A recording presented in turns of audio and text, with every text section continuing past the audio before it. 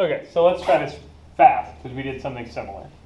So we have number 12 and 15.3 where we have f of x and y is x squared plus 2y squared. And we're trying to maximize / minimize this over the domain x squared plus y squared is smaller than 4.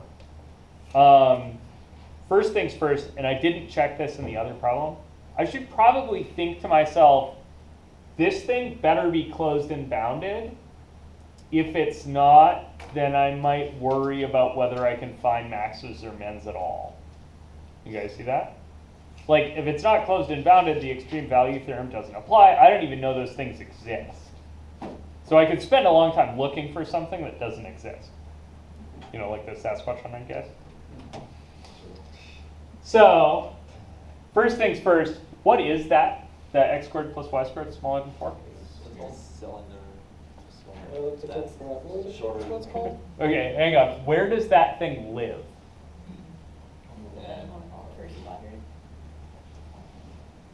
It lives in the xy plane. Yeah, this lives in the domain of the function, right? So this lives in R2. And in R2, x squared plus y squared equals 4 is a circle of radius 2, right? And then the less than or equal to part It's the fills it in, right? Right, so I got a filled in circle, which is closed because it includes its edge, and bounded because it's specifically within 2 of the origin. You guys all see that?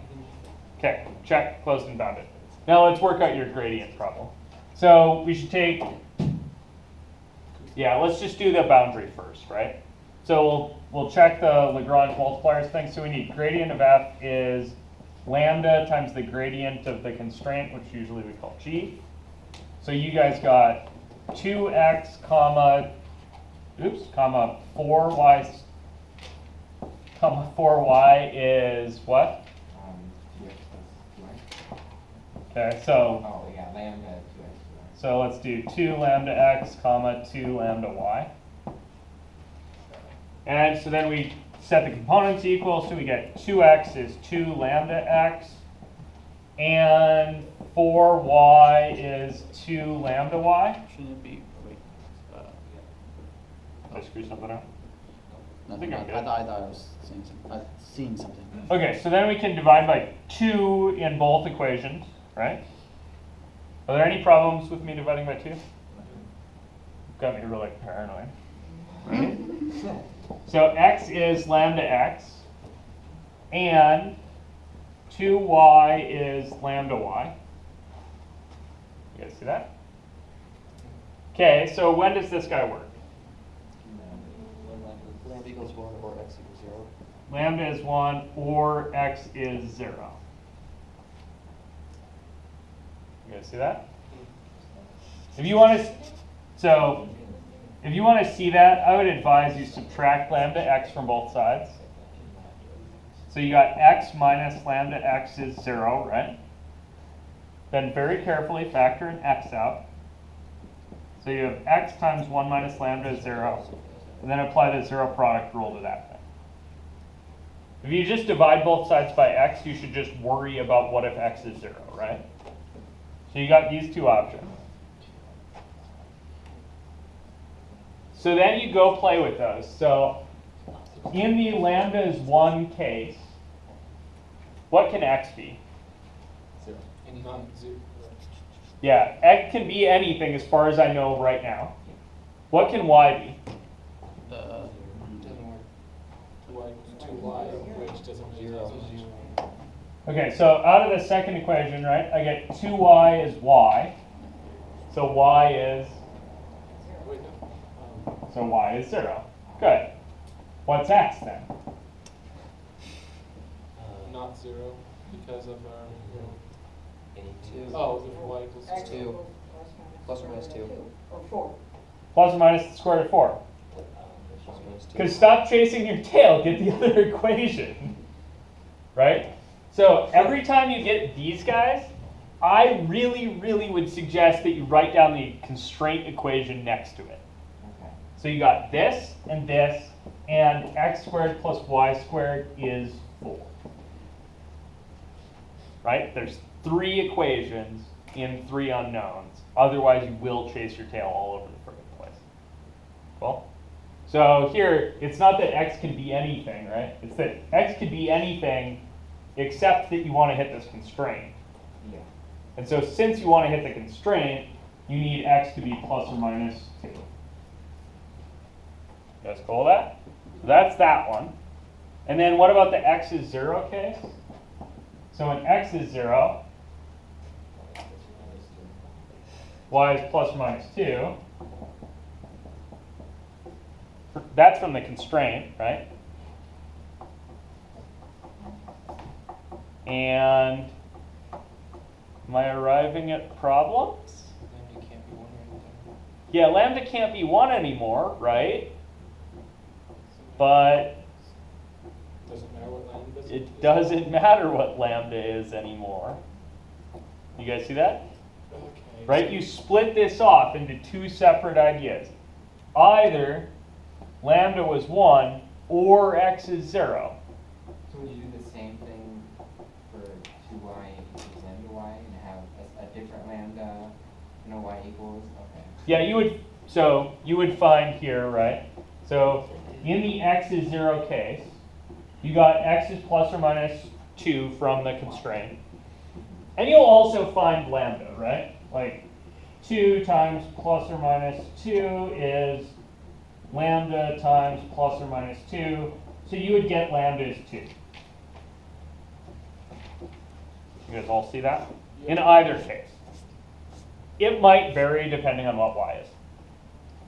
Right? You might have like, if x is 0 and y is positive 2, then lambda might be something.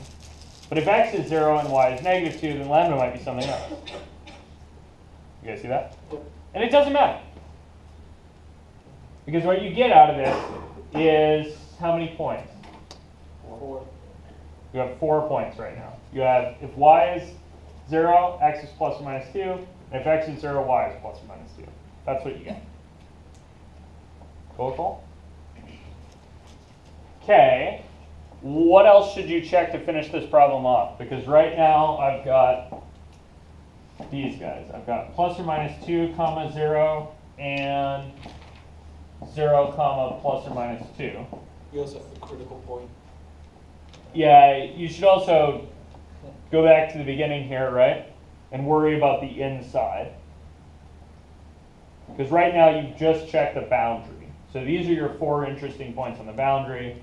And then you need to go check on that inside, see if there's anything going on there. So if you go, how do you check the inside again? Yeah, take the gradient, right? So your 2x is 0 or 4, and 4y is 0. It's a positive parabola, so the zeros, so the origin should be the global minimum. Nice. Right? Yeah, makes sense. You guys see that? Like, it's a paraboloid. Positive. It's elliptical, but who cares? Right? It's even centered up at 0, 0 orbit. Right? So I don't even have to like complete the square and apply a shifting rule. I can just be like, oh hey, that thing, that's got a minimum at 0, 0. You guys see that? And the max is going to be the boundary. And the max is going to be on the boundary somewhere. And which one is it? It ends up being 0, 2, and 2, 0, 0, 0, 2. So I know there's a min at 0, 0, right?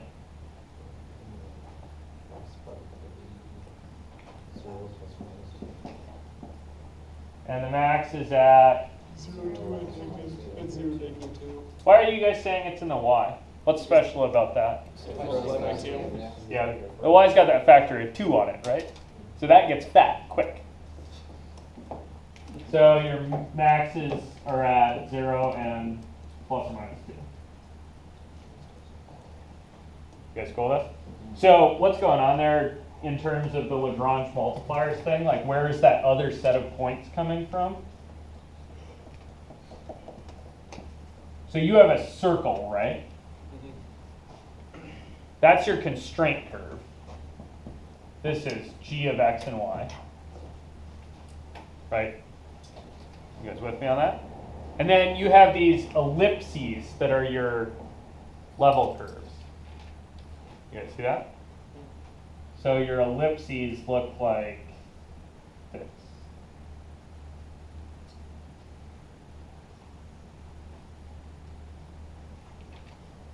Oops. Bad drawing. Crap drawing, Joe. Crap drawing. So there's this spot where they hit first, right? And the gradients are parallel there. But that's a first hit, right? So that would be a minimum if I was constrained to just the outside of this circle. What, Wouldn't it be, well, yeah, wouldn't it be the other way? shrunk in the y's? Yeah. Because it's over 1/2 squared. Oh shit, you're right. My maxes were in the y's. Just label an X and a Y so you don't. Thank you. X, Y. Obviously, that's what I meant. Yeah. Right, because it hits first when the x's are plus or minus 2. You guys see that? And then it hits last, right? That's your maximums, is when it hits last. You guys see that? Okay, so there you go. That answer your question? Yeah. You were getting these two pieces tangled, right? Well, yeah, I just didn't understand, because looking at it, I just saw a lambda equals 1 and lambda equals 2, and it's like, how does that make any sense? But I see how you get at kind of treat X and lambda different. Yeah, so it's a little, I'm not writing the other quantifier up here ever. You guys see that I never write the word and on the board, Yeah. but I say it a lot. So when I'm finding critical points, I'm saying fx is 0 and fy is 0, right? Okay. But when I have something like x times y is 0, I write x is 0 or y is 0. You guys see that? In the critical point case, right, these things both have to be true. In this case, only one of these has to be true, and you have to run out the cases. They could both be true, right? They could certainly both be true, but only one of them has to be true. You guys see that? So it's just like programming, Yeah, so this is a lot like programming. You need to chase this down a little bit. So when we're finding critical points, right, we have two things that need to be true. When we're solving those equations, right, when we have this kind of gradient, like we have the gradient of f equals lambda the gradient of g. All three of those equations need to be satisfied, but I very often in solving one of them get a couple of cases, and then I have to assume one of those cases and chase it through the other two, or the other three, or the other whatever equations there are, which is why Lagrange multipliers is hard. Cool? Questions, thing?